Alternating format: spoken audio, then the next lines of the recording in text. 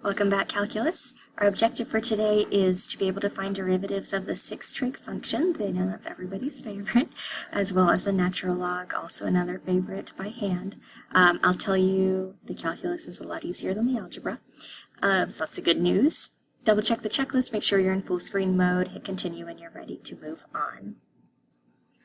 Alright, so I have graphed one of the parent functions here. What do you think? Is this y equals sine of x or cosine x? This is y equals sine of x. Notice it goes through 0, 0. Sine of 0 is 0. Remember, cosine starts at 0, 1. Otherwise, they look very similar.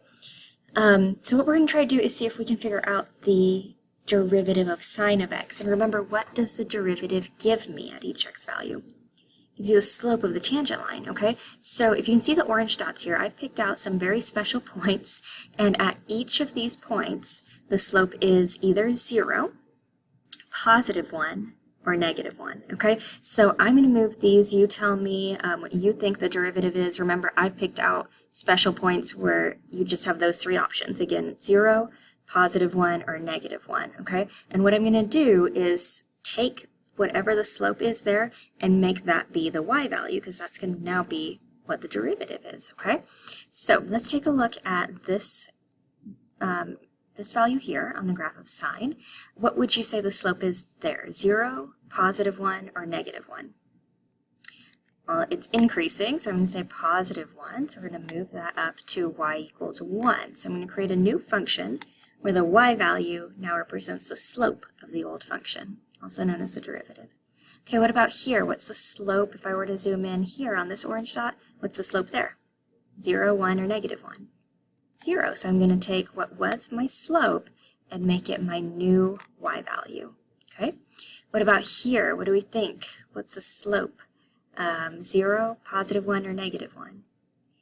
It's decreasing, so that's a slope of negative 1. So what was my slope is now going to be my new y value.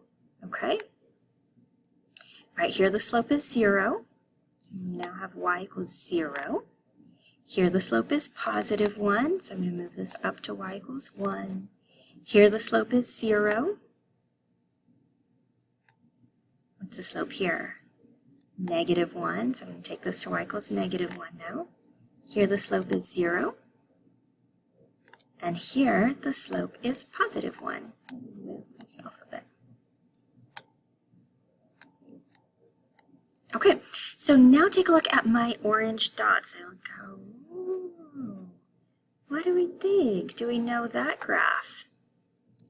So that graph is cosine of x. If I type it in, there we've got a nice match, right? So when I found the slopes, in other words, the derivatives of sine of x at various x values, I got that my function, my derivative function, is cosine of x, okay? So if you ever want to find the derivative of sine x, the derivative is equal to cosine of x, all right? I'm going to put a link for you to try to figure out the derivative of cosine of x next. So try this one, try moving those red dots to represent the slope. All right, so we should have gotten something like this to represent the slopes of our x values. So now if you try to graph y equals sine of x, notice it goes through correctly on at the zeros, but it's flipped, right? So try y equals negative sine of x, and now we get a perfect match, okay? So what's the derivative of cosine of x? Negative sine x. All right, so let's write what we just found, the derivatives of sine and cosine. I'm first going to force a pause on your screen. I'd like for you to write the 6 trig functions that I have here, but please order them the same way I do. I paired them intentionally with their co-functions. So notice I've got sine paired with cosine, I've got tangent paired with cotangent, and I've got secant paired with cosecant. All right, so go ahead and just write those functions for me, and then we will write in their derivatives together. Okay, so for sine, we found that the derivative was what? Do you remember? It was cosine of x. And for cosine, the derivative was what? Negative sine of x. All right, tangent, and the rest I'm going to give you, you can take my word for it for now. The derivative of tangent of x is secant squared x, okay? And the derivative of cotangent is negative cosecant squared of x. Derivative of secant x is secant x tan x.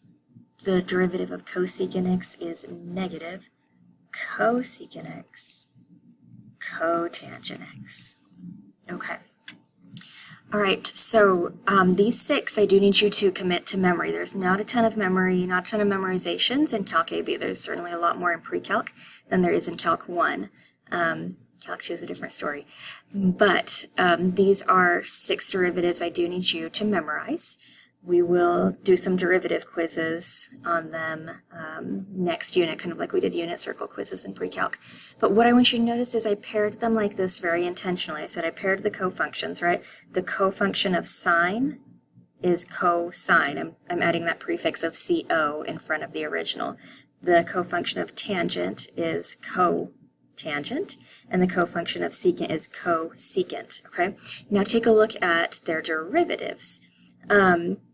If the original starts with a CO, then the derivative starts with a negative. Okay?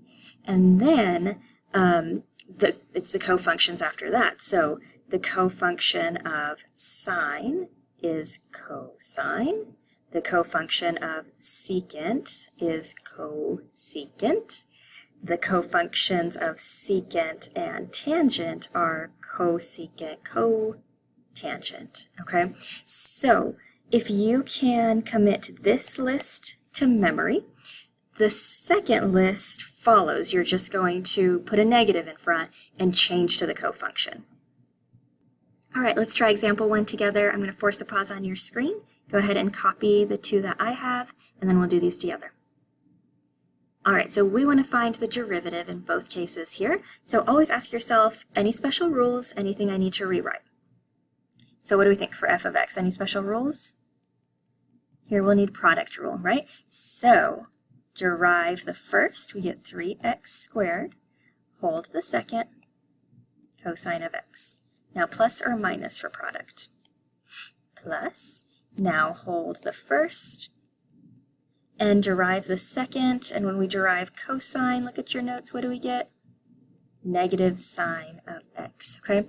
The only rewriting I ask for you to do is to put your coefficients here in the front. So I'm going to rewrite this as 3x squared times cosine of x minus x cubed times sine of x.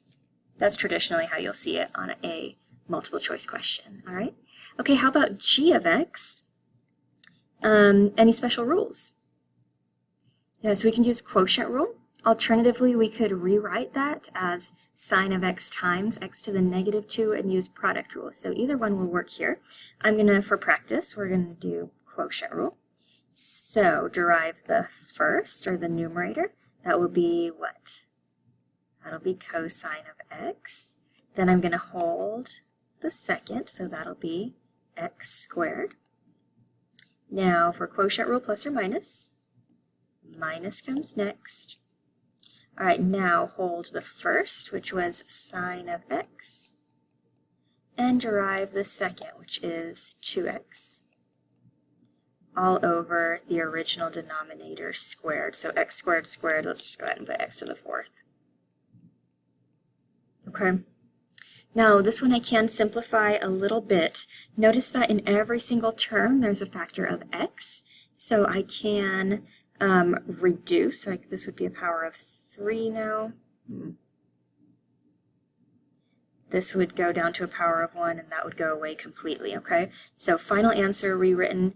I'm going to go ahead and write my trig terms last. So let's bring that x cosine of x minus 2 sine of x all over x cubed. All right, will you try this one on your own? I'm going to force a pause on your screen, and then you click continue when you're ready to see the answer. So go ahead and write the equation of the tangent line. So y minus y1 equals m times x minus x1. For the function f of x equals cosine of x at the point pi over 3, comma 1/2. Click continue when you're ready to see the answer. All right, you are given x1 and y1, so all we need left is the slope, so the derivative at pi over 3, which should be negative root 3 over 2, and then you can plug in here into point slope form and just leave it. Let's take a look at the graph. So here's the graph of y equals cosine x, the original function. I've indicated the point pi over 3, comma 1/2, and here is our tangent line that we got, and that looks great. Remember, if I zoom in enough on a tangent line, the tangent line and the original function start to look exactly the same. All right, here's our next example. It says find all values of x in the interval 0 to 2 pi, where the function f of x equals sine x has a horizontal tangent line. So all I'd like for you to write is f of x is sine x in your notes. So if I want a horizontal tangent line, horizontal looks like this, right? What's the slope of a horizontal line? 0, right? So my goal is going to be to solve when the slope, which is what in calculus? The derivative is 0, okay? So let's try that. What is the derivative of f of x is sine x? The derivative is cosine of x. I want to solve for when that is 0, and notice I'm just going one rotation of the unit circle. So I need to think about the unit circle and think about where cosine of x is 0. Well, cosine on the unit circle, I grab the x coordinate. So I've got an x value of 0 at basically 90 degrees and 270 degrees, or in radians, that is pi over 2 and 3 pi over 2. And that's my final answer.